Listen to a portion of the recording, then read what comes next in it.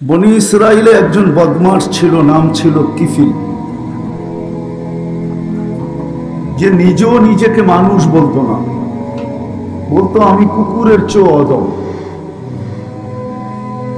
প্রতি রাত্রে ব্যভিচারের পিছনে তার খরচ হতো বর্তমান টাকায় 50 থেকে 60 লক্ষ টাকা প্রতি রাত্রে।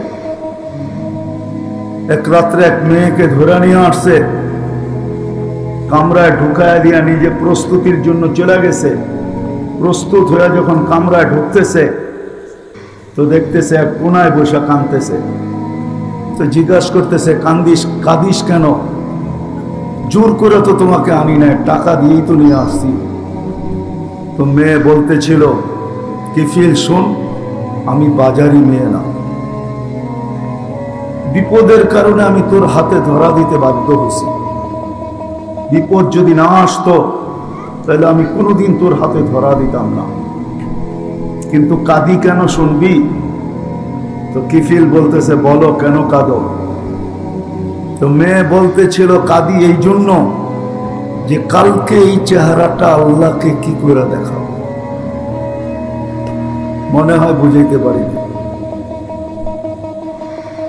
কালকে এই চেহারাটা আল্লাহকে কি করে দেখাবো, এই জন্য কাঁদতেছি। এতটুক কথা ছিল। কিফিলের দিল ফেরা গেছে। কিফিল টাকাটা হাতে উঠায় দিয়া বলছে, বোন তোর গায়ে হাত দিব না, কিন্তু একটা অনুরোধ করব, আমি তওবা করলাম, তুই চোখের পানি দিয়ে আল্লাহকে একটু বইলা দে। অল্প কথাও দিলে গাথার জন্য, জীবন চেঞ্জ হওয়ার জন্য যথেষ্ট। তো যেটা বুঝাইতেছিলাম, দুনিয়া যদিও নাকি আমাদের পদচারণে মুখরিত, বর্তমানে একটা দিন ছিল আমরা কেউ ছিলাম না, আবার একটা দিন অচিরেই আসবে আমরা কেউ থাকবো না। কিন্তু একটা দিন আমাদের সামনে আসতেছে, এটাও সত্য।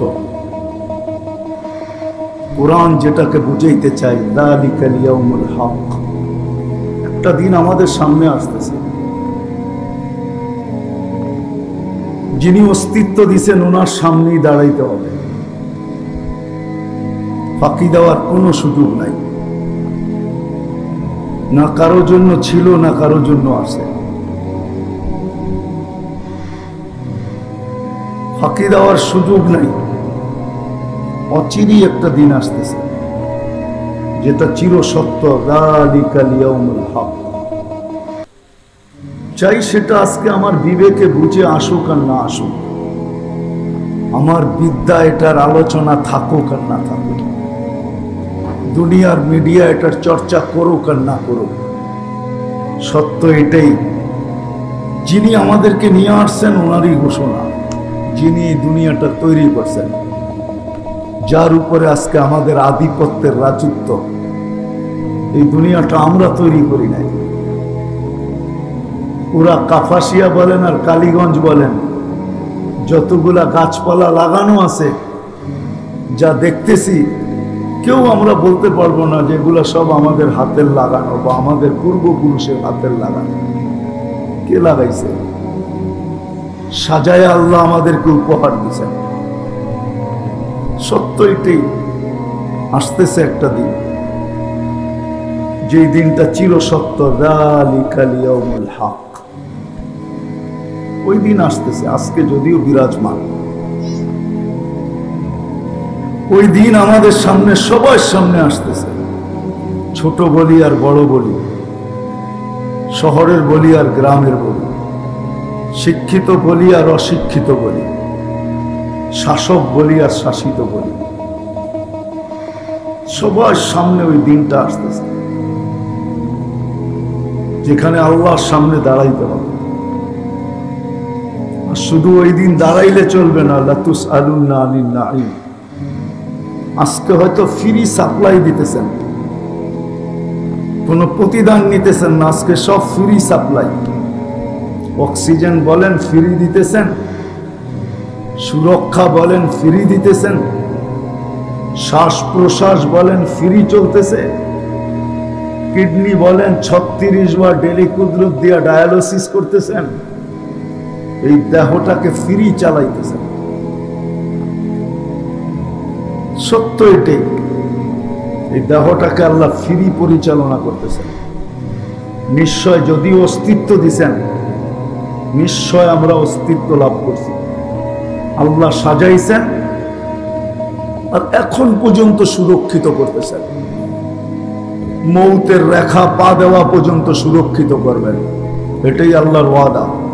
হুয়াল্লাযী খালাকাকুম সুম্মা রাযাকাকুম, তোমার প্রয়োজন আমি মেটাবো, কিন্তু কতদিন?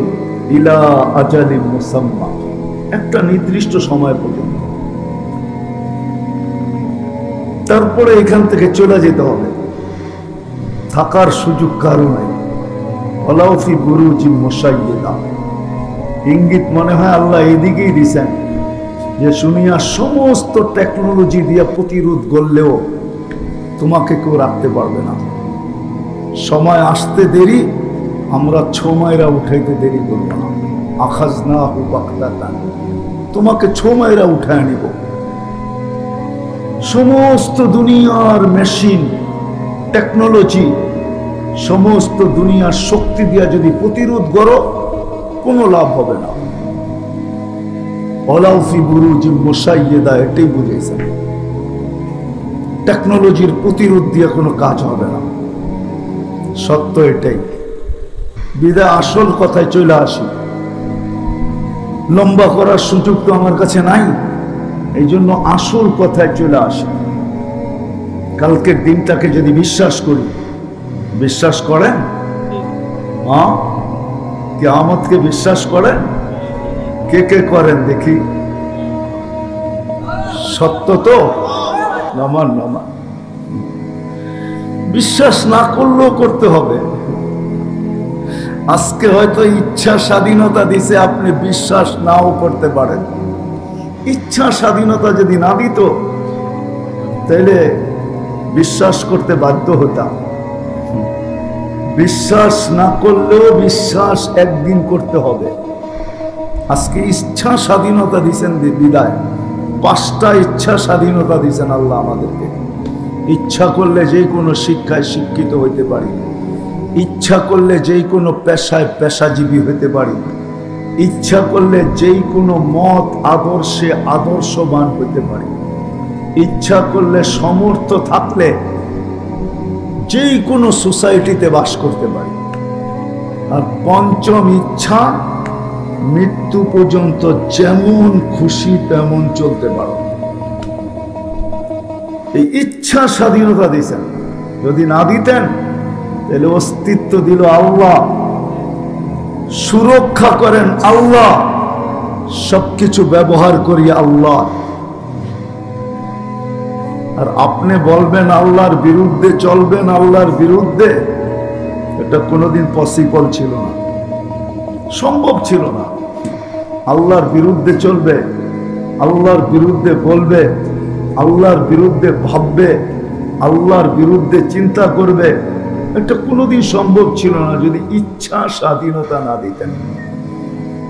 ইচ্ছা স্বাধীনতা দিছেন বিদায় কিচ্ছু বলেন না। হ্যাঁ, এতটুকু বলেন, না বেরুন কাইফা তা'মালুন, আল্লাহ বলে আমি তাকায়া দেখতে থাকি তুই করিস কি। হ্যাঁ, আরেকটু বলেন, ফান্তাদিরু ইন্নী মাআকুম মিনাল মুনতাদিরিন, তুমি অপেক্ষা করো আমিও অপেক্ষায় আছি। এতটুকু বলেন, আমি অপেক্ষমান, আমি অপেক্ষমান।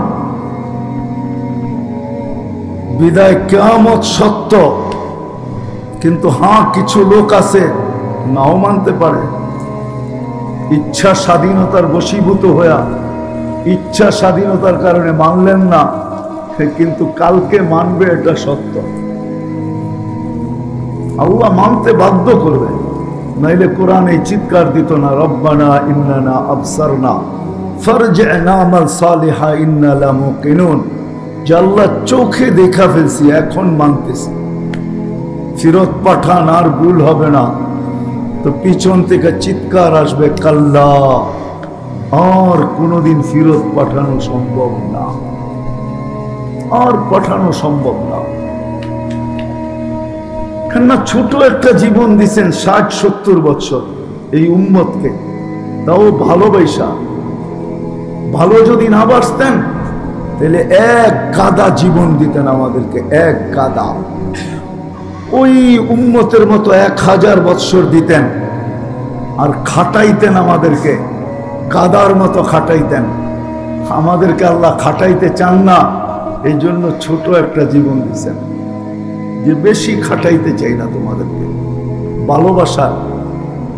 ভালোবাসেন এই জন্য ছোট জীবন। আমি তো বলি এটা দিয়েও মনে হয় আল্লাহ ভাবছেন বেশি খাটা হয়ে যায় কিনা, বেশি শ্রম হয়ে যায় কিনা, বেশি মাথার গাম পায়ে পড়ে কিনা।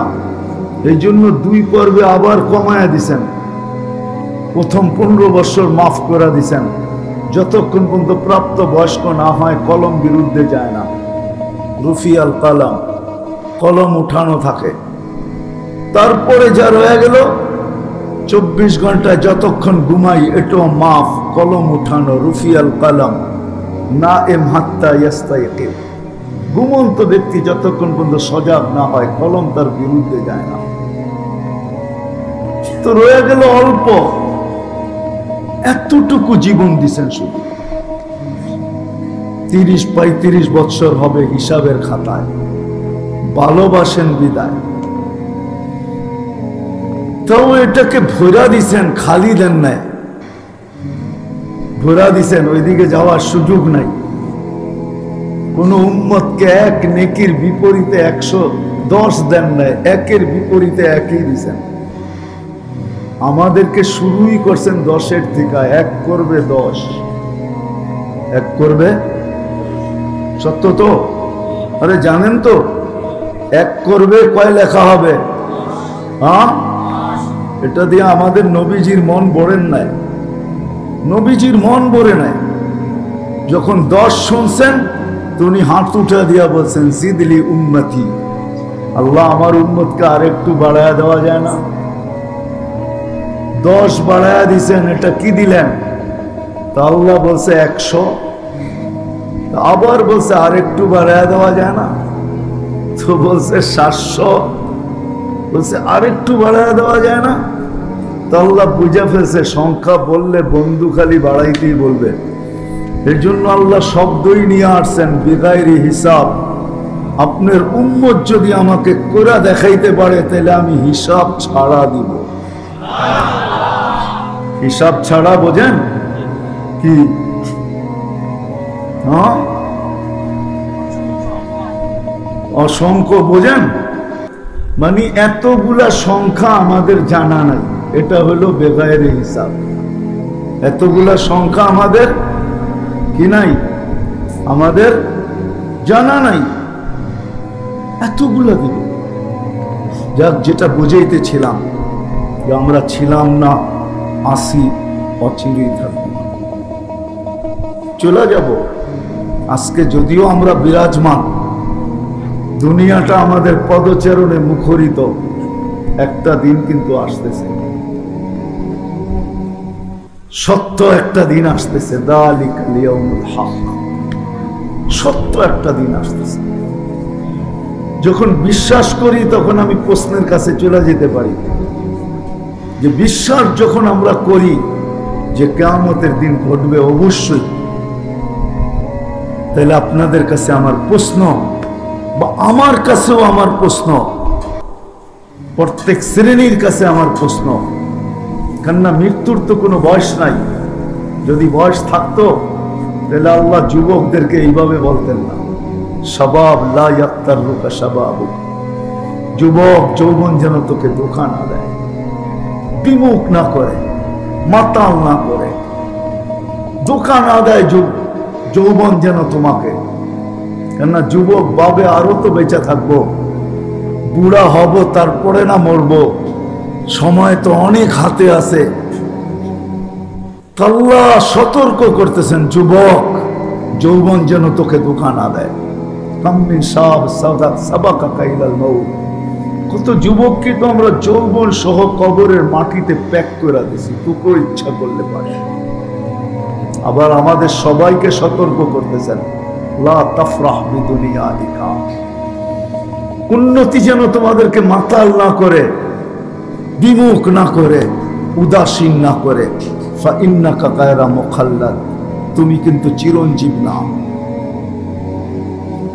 বিদায় সতর্কের পরে আমি প্রশ্ন করতে পারি আমাকেও আপনাদেরকেও যে ওই দিন তো সত্য, কিন্তু আমার প্রস্তুতি কতটুকু? কিন্তু ওই দিন তো কোনো পরিচয় চলবে না। যদি চলতো,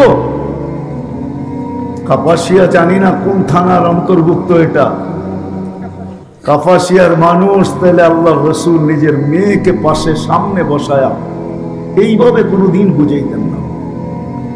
ফাতেমার মতো মেয়েকে রাদিয়াল্লাহু তাআলা আনহা, জান্নাতের মেয়েদের যিনি সর্দারনি, যার হাতে কিয়ামতের দিন ঝান্ডা হবে, মেয়েকে কাছে বসায়া এরকম বুঝাইতেন না, ফাতেমা ফাতেমা ফাতেমা লা উগনি আনকি ইয়াউমাল কিয়ামতি শাইআ, আমার পরিচয় দিয়া কিয়ামতের দিন তোমার লাভ হবে না।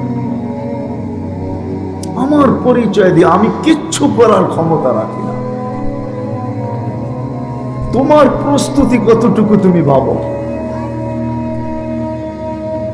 আসেন কাপাসিয়ার মানুষ ভাবি একটু, ওই দিনটা তো সামনে, পিছে হইলে হয়তো ভাবার কোনো প্রশ্ন ছিল না, সামনে বিদায় ভাবি যে আমার প্রস্তুতি কতটুকু,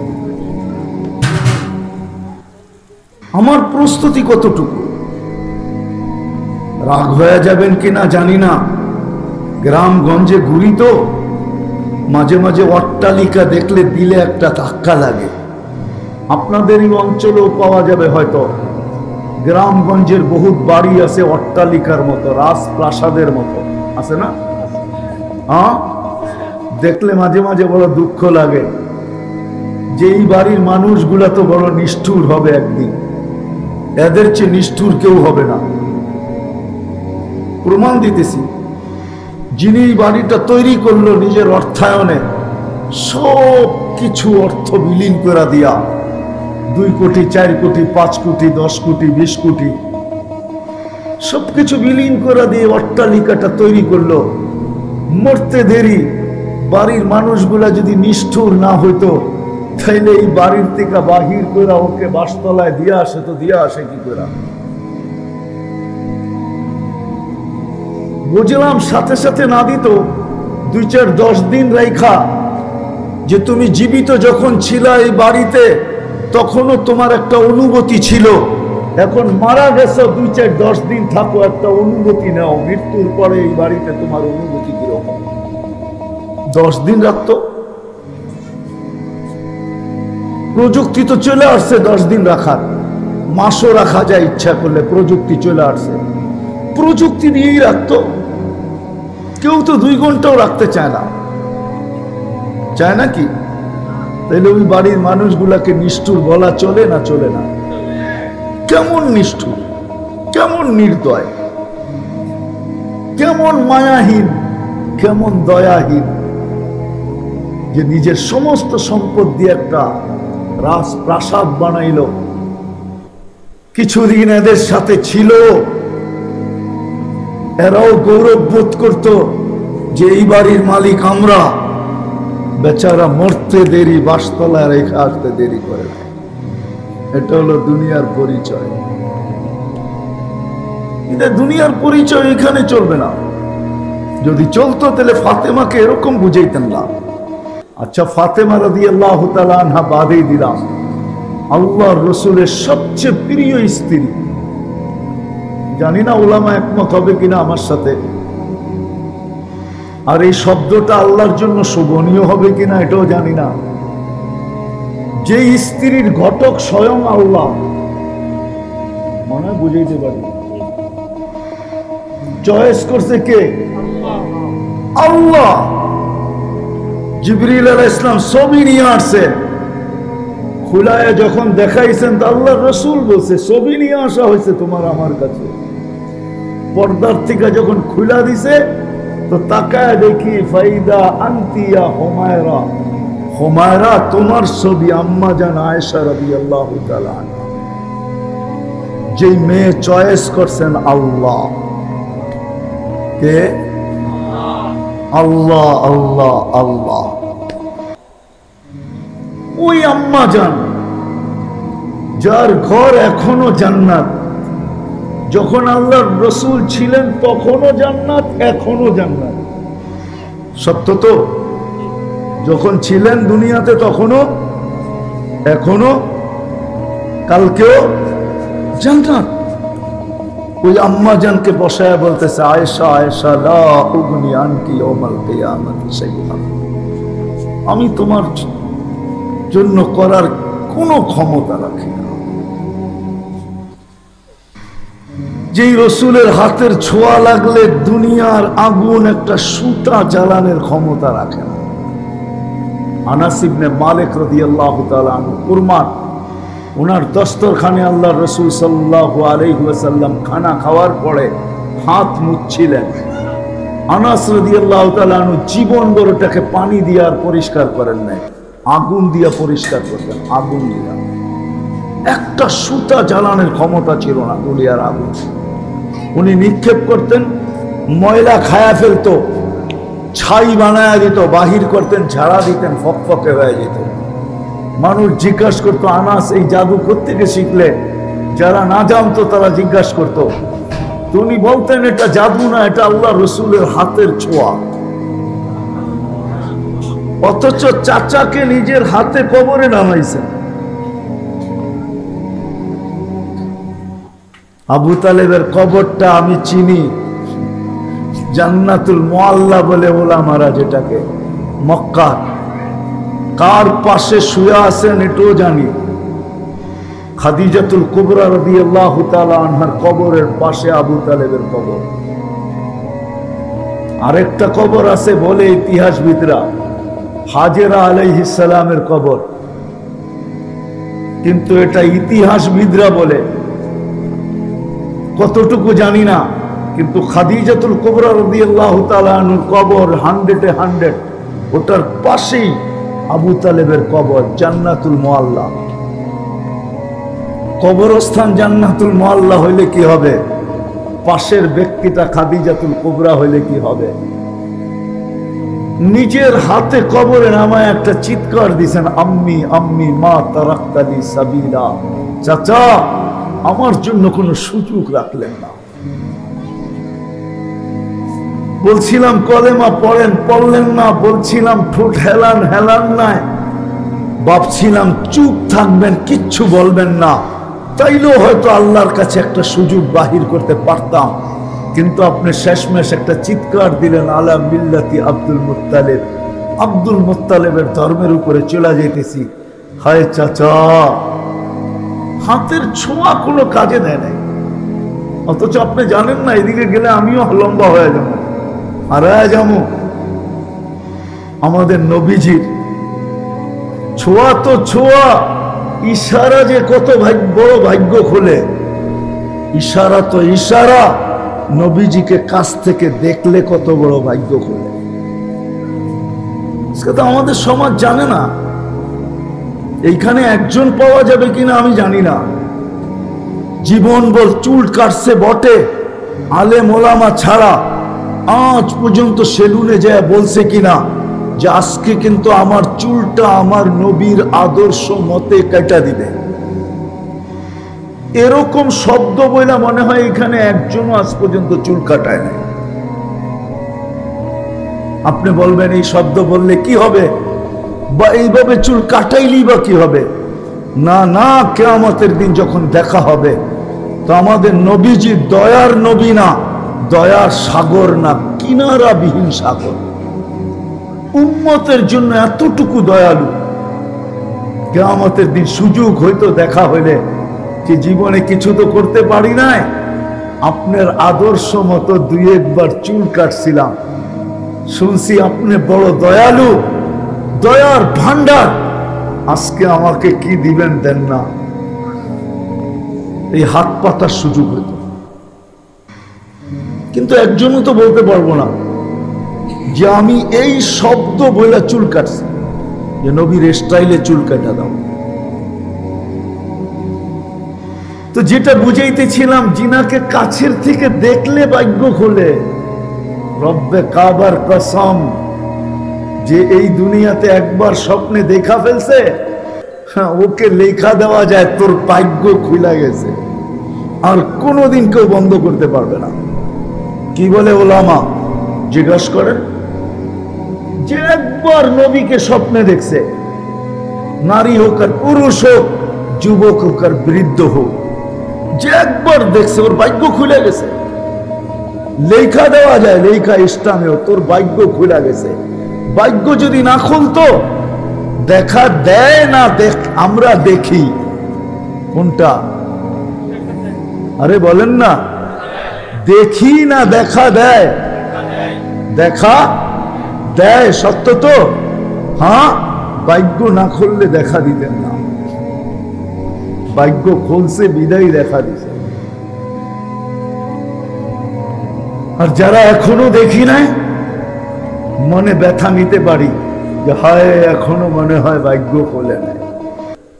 কিন্তু কেমনে বুঝাবো? আমার জাতি তো আজ পর্যন্ত দেখার জন্য 2 রাকাত নামাজও কেউ পড়ে নাই। কি এখানে আছে কেউ যে নবীকে দেখার জন্য আমি 2 রাকাত সালাতুল হাজত পড়ছি, পড়ে আল্লাহর কাছে দোয়া করছি, আল্লাহ এই 2 রাকাত নফল পড়লাম নবীজিকে দেখার জন্য, আপনি একটু দেখায় দিয়েন? এরকম একজনও তো হাত তুলতে পারবো না। কিন্তু দেখতে চাই বললে তো সবাই হাত উঠাবেন, ঠিক না? দেখতে চান না চান না? হ্যাঁ, কে কে দেখতে চান দেখি? নামান সবাই দেখতে চাই, ঠিক না? কিন্তু আগে যে বললাম 2 রাকাত নামাজ আজ পর্যন্ত পড়ছি কিনা, তত পড়ি নাই। জানার চেষ্টা করছি কিনা যে নবীজিকে স্বপ্নে কিভাবে দেখা যায়, বলেন? আমি তো বলি আমাদের দেশের মতো পরিবেশ দুনিয়ার কোথাও নাই। আমি দুনিয়া ঘুরে বলতেছি, কিন্তু তা হাদিসে নেয়ামত, আল্লাহর ইহসান 99টা দেখছি। বাকি দোয়া করেন বাকিগুলো যেন আল্লাহ মৌতের আগে দেখায় দেয়। বলেন না আমিন? দেখা বলতেছি আমাদের দেশের মতো পরিবেশও দুনিয়ার কোথাও নাই। এত আলেম ওলামা আল্লাহওয়ালা, মসজিদ মাদ্রাসা মক্তব হেফজোখানা দুনিয়ার কোথাও নাই। ছোট একটা দেশ হইলে কি হবে? আল্লাহ যেন সবকিছু এটার ভিতরেই দিয়া দিয়েছেন। যেমন মসজিদ, তেমন মাদ্রাসা, তেমন আলেম ওলামা আল্লাহওয়ালা ভরা এই দেশে। আমি তো মাঝে মাঝে হিসাব করে দেখি যে আমার জাতি যদি ওলামার পিছে চলতো, তাহলে আমাদের বাগে 18 কোটি মানুষের ভিতর থেকে একজন আলেম ওলামার বাগে মাত্র 70 জন পড়ে। 70 জন। কিয়ামতের দিন একজন ওলামা নিয়ে যাবে 400 জনকে নিয়ে যাবে। 70 বাদ দিল 330 জনকে আমাদের বিভিন্ন জায়গার থেকে আইনা কোটা পুরা করতে হবে। মৌলানা বাহাউদ্দিন সাহেব চলে আসছেন। হুজুর বড় আল্লাহওয়ালা মানুষ, অসুস্থ, দীর্ঘ সময় বসে থাকা ওনার পক্ষে সম্ভব না, আর ওনাকে বসায় আমি কথা বলাও সম্ভব না। আমাদের মুরব্বী। দুর্ভাগ্যের একটা কথা মনে উঠলো, এর জন্য বলতেছি, আল্লাহ বাংলাদেশের যে পরিবেশটা দিছেন, এটার কদর আমরা করতে পারি না। আর জিনিসের যখন কদর না করা হয়, আমরা আগে ভাবতাম যে বাংলাদেশে পুরুষের সংখ্যা বেশি, মেয়েদের সংখ্যা কম, আর এখন মেয়েদের সংখ্যা 52, পুরুষ 48। কেন জানেন?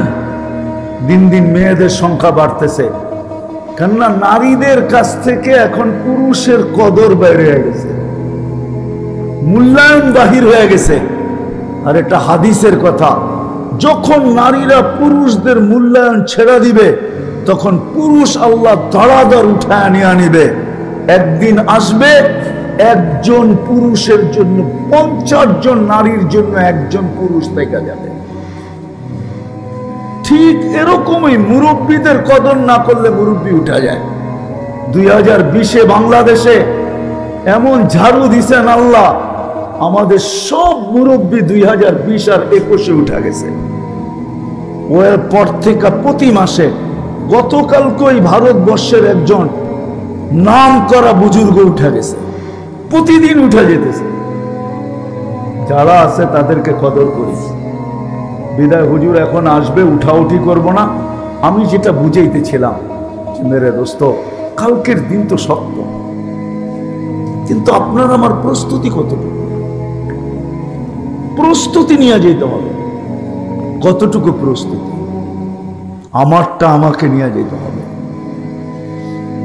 আমি আপনাদেরকে ক্ষেত্র দেখায় দিয়ে যেতে পারি দুই একটা, যদি এগুলার সাথে আমাদের সংযুক্ত হয়, আমরা সংযুক্ত হতে পারি, তাইলে হয়তো প্রস্তুতি হয়ে যাবে। কি প্রস্তুতি নিতে রাজি? হ্যাঁ, কে কে রাজি দেখি? আল্লাহ কবুল করো। তাহলে প্রথমে মনের থেকে তওবা করি, কারণ আল্লাহ তওবাকে খুব ভালোবাসেন। আমি তো বলি প্রত্যেক মানুষের সবচেয়ে বড় হাতিয়ার যেটা জীবন গড়ার জন্য, প্রস্তুতির জন্য, তওবার চেয়ে বড় কোনো হাতিয়ার নেই। 24 ঘন্টা যদি সে তওবা করতে থাকে। আমি একটা ক্ষেত্র দেখাই, ঘুমের আগে যদি সবাই অভ্যস্ত হয় যে বিছনাতে যে হাত দুইটা উঠায় এতটুক বললো, আল্লাহ আমি তওবা করে ঘুমাইতেছি, তাইলে মনে হয় যথেষ্ট। এতটুক বলে যদি ঘুমায়, তো তওবা করব। দ্বিতীয় করার জন্য মসজিদ মাদ্রাসার সাথে নিজেকে সংযুক্ত করি, মসজিদের সাথে, দ্বীনি মাদারেসের সাথে, হক্কানি আলেম ওলামা আল্লাহ ওয়ালাদের সাথে। প্রস্তুতির সহজ পদ্ধতি দেখাইতেছি। মসজিদের সাথে, দ্বীনি মাদারেসের সাথে, হক্কানি আলেম ওলামা আল্লাহ ওয়ালাদের সাথে। আর একটা কঠিন কথা যদি মানতে পারি, কোনো দিন কোনো হক্কানি আলেম ওলামা আল্লাহ ওয়ালার উপরে আঙ্গুল উঠাবো না। পারবেন? আঙ্গুল উঠানো বোঝেন তো? আঙ্গুল উঠাবেন না। আর যদি উঠাইলেন, যদি আঙ্গুল উঠাইলেন, আঙ্গুল, আজকে হয়তো কিছু হবে না, কিন্তু কালকে দেখবেন এই আঙ্গুল, এই আঙ্গুল হায় হায় প্রজেক্টরে কত বড় হয়ে আপনার সামনে আসে, কি রূপ নিয়ে আসে, ওটা শুনানোর সুযোগ আমার কাছে নাই। এই জন্য আঙ্গুল উঠাবো না। আর সর্বশেষ কথা, যেটা একের ভিতরে 100, 5 ওয়াক্ত নামাজ আজকের থেকে কোনোদিন ছাড়বো না। ওয়াদা? পাক্কা? বিলকুল? দেখেন, আপনি ছাড়তে পারেন, কিন্তু ইমাম আব্দুল কাদের জিলানীর লেখাই সত্য হবে। যদি ছাড়লেন নামাজ, দুনিয়ার ভিতরে সবচেয়ে নিকৃষ্ট আল্লাহ যাকে তৈরি করছে সে হলো শুকর। কিন্তু শুকর বলে আল্লাহ ডাকা সত্ত্বেও যে মসজিদে আসলো না, জায়নামাজে দাঁড়াইলো না, শুকর বলে ও আমার কাছে